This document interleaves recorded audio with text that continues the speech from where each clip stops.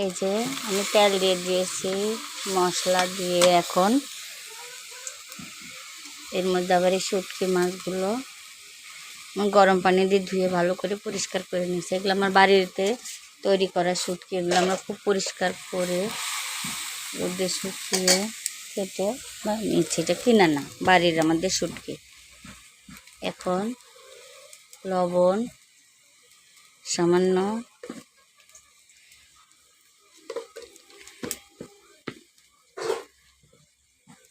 হলুদ গুঁড়া,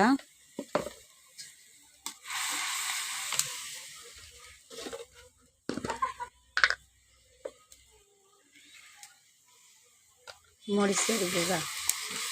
শুটকি মাছে একটু ঝাল হলে ভালো লাগে, এই জন্য একটু বেশি করে মরিচের গুঁড়া দিলাম।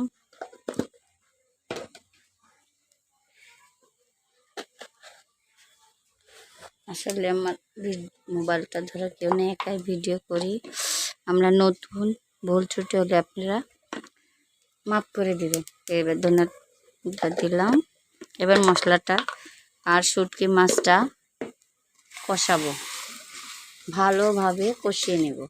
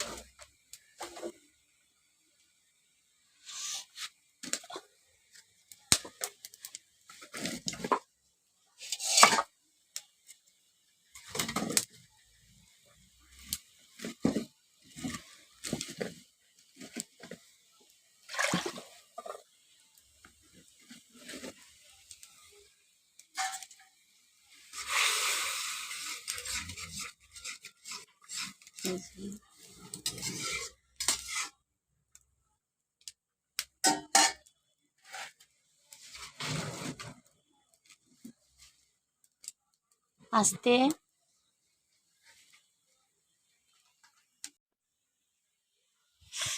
এই যে মশলা কষানো হয়ে গেছে, এবার আমি বেগুনগুলো দিয়ে দিচ্ছি। এই যে আমাদের এলাকার স্পেশাল ছোট ছোট এই যে বেগুন, একে আমরা কাটা বেগুন বলি।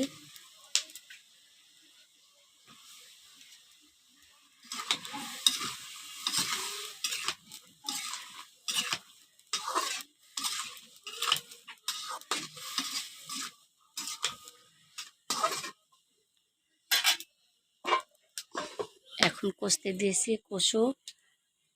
তারপরে আমি কাঁঠালের বিচি এর মধ্যে সিদ্ধ করে রেখেছি, ওটা মিশিয়ে দেব। এই যে আমি আমার তরকারিটা কষাইতেছি। এই বেগুনগুলো খুব অল্প সময় সিদ্ধ হয়ে যায়।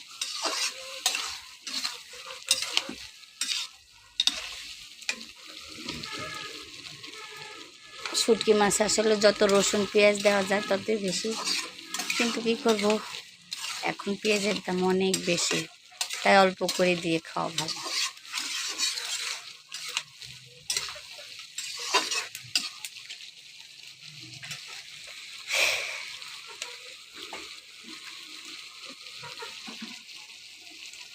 যে ঢাকনাটা দিয়ে আবার ঢেকে দিলাম, আর একটু কষু হলে আমি এর মধ্যে অল্প পরিমাণে পানি দিয়ে দেব।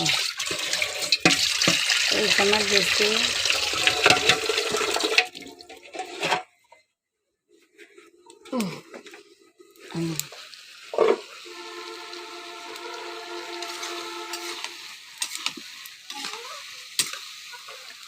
এই দেখেন আমার সিদ্ধ করা কাঁঠালের বিচি।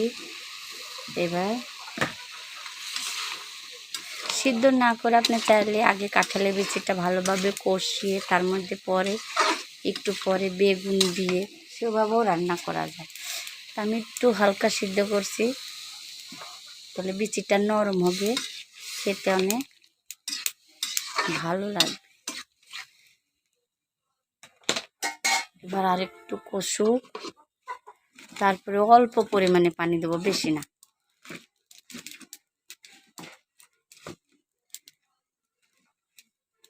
অল্প পরিমাণে পানি দেবো।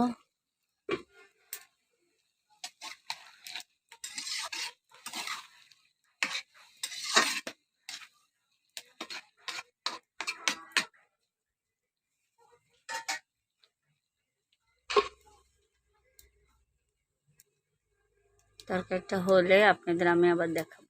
দর্শক, এই যে আমার শুটকি মাছ দিয়ে কাঁঠালের বিচি রান্না দেখেন হয়ে গেছে। কত সুন্দর কালার, খেতে অনেক মজা।